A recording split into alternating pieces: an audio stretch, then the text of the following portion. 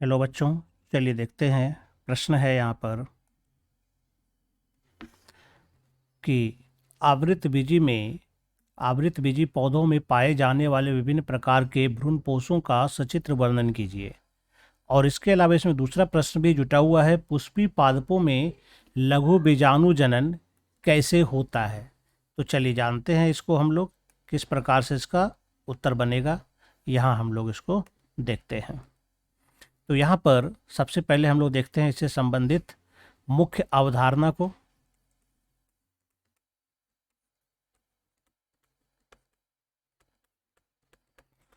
हम लोग जानते हैं कि सभी आवृत बीजी पौधों में, जितने भी आवृत बीजी यानी कि पुष्पीय पौधा होता है, ऐसे पौधों में द्विनिषेचन की प्रक्रिया होती है।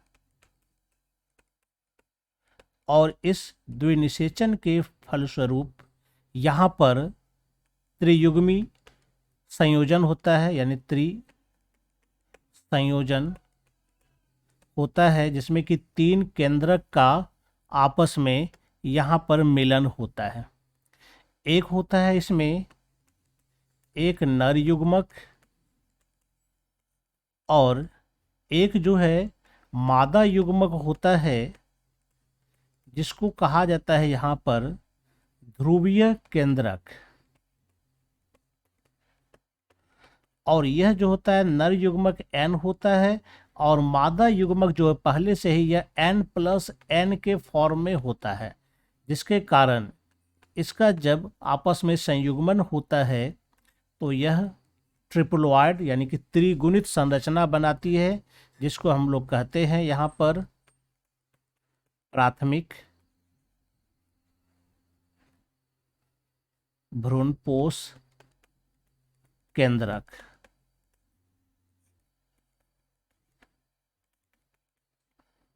यह जब वृद्धि करता है, इसके वृद्धि करने से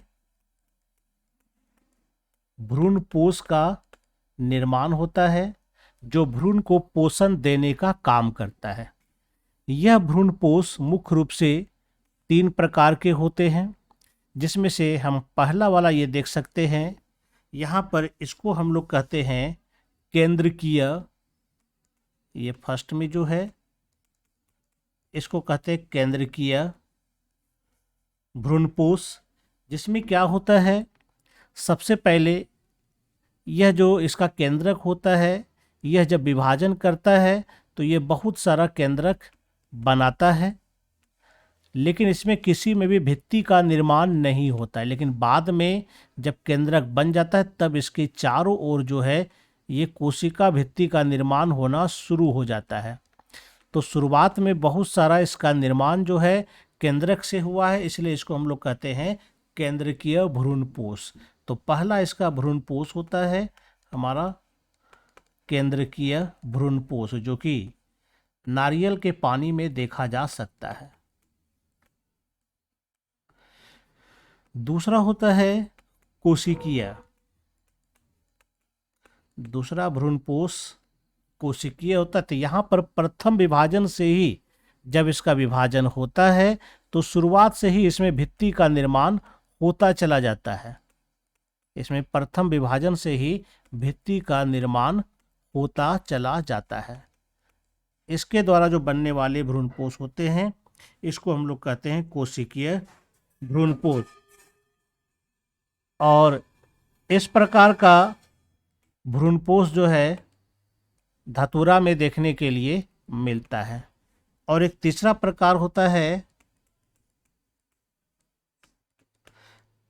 माध्यमिक भ्रूणपोष। इसमें जो है शुरुआत में जो दो केंद्रक बनता है विभाजन करके, इसमें से एक केंद्रक क्या होता है, नष्ट हो जाता है और दूसरा जो बचता है यही क्रियाशील होकर के पूरा भ्रूणपोष का निर्माण करता है। इसको हम लोग कहते हैं माध्यमिक भ्रूणपोष, हम इसको कहते हैं। तो ये तीन प्रकार के भ्रूणपोष हो गए। प्रथम भाग का उत्तर हो गया। दूसरा भाग यहाँ पर कहता है पुष्पी पादपों में लघु बीजाणु जनन कैसे होता है। चलिए देखते हैं लघु बीजाणु जनन इसमें किस प्रकार से होता है।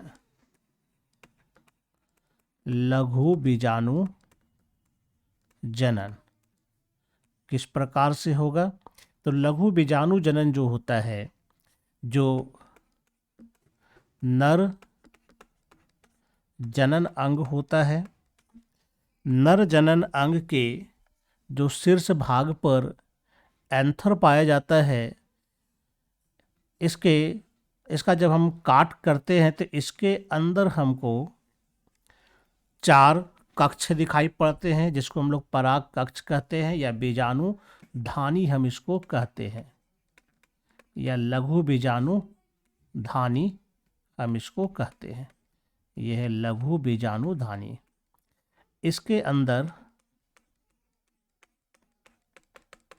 विशेष प्रकार के उत्तक होते हैं, जिसके द्वारा जो है बीजाणु का निर्माण होता है। यानी यहाँ पर जो है लघु बीजाणु जनक उत्तक पाया जाता है। इसमें जितनी भी कोशिकाएं होती है, सबके सब द्विगुणित होती है। तो इसी में से कुछ भाग जो होगा, इसमें से कुछ भाग क्या होता है, यहाँ पर मातृ लघु बीजाणु कोशिका का निर्माण करती है, जो कि द्विगुणित होती है। इसमें जब अर्धसूत्री विभाजन होता है तो यहाँ पर 4 प्रकार का लघु बीजाणु तैयार होता है, और यह जो है एक चतुष्फलक संरचना के रूप में यह पाया जाता है। तो ये यहाँ पर अलग होकर के फिर 4 लघु बीजाणु बनाता है, और ये सभी लघु बीजाणु जो है अगुणित होते हैं। तो इस प्रकार से यहाँ पर जो 2 प्रश्न कहा गया था, तो वो यहाँ पर पूरा हो जाता है। पहला प्रश्न जो हमारा था यहाँ पर कि किस प्रकार से विभिन्न प्रकार के भ्रूणपोषों का निर्माण होता है, एक केंद्रकीय था, दूसरा कोशिकीय था और तीसरा माध्यमिकीय था। तो यहाँ पर ये पहला वाला पोर्शन है, ये पहला केंद्रकीय, और ये दूसरा कोशिकीय है, और ये तीसरा वाला भाग जो है माध्यमिक है। तो ये 3 प्रकार का हो गया, और लघु बीजाणु जनन भी हो गया। आशा करता हूँ आप समझ गए होंगे। धन्यवाद।